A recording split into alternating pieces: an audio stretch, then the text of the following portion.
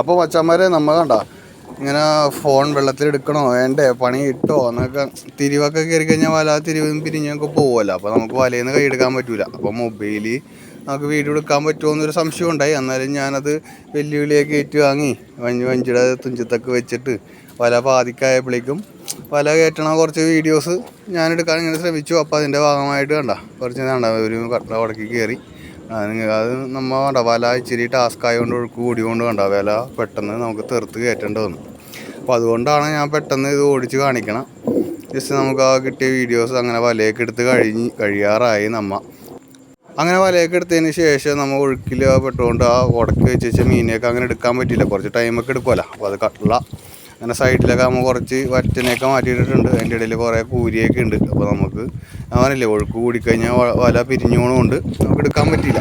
നമ്മൾ ഓട്ടത്തിൽ അതിൻ്റെ സൈഡിൽ ഞാനിങ്ങനെ മീനെയൊക്കെ ഇങ്ങനെ എടുക്കും. അപ്പോൾ അവരിൽ ഡ്രൈവ് ചെയ്ത് നമ്മളെ കരക്കെത്തിക്കും. അവരിൽ നിന്ന് പുള്ളി നമ്മളെക്കാട്ട് എക്സ്പീരിയൻസ്ഡ് ആയതുകൊണ്ട് തന്നെ പുള്ളി എല്ലാ കാര്യങ്ങളും അങ്ങോട്ട് ചെയ്തോളൂ, നമുക്ക് കൂടെ എന്നാൽ മതി.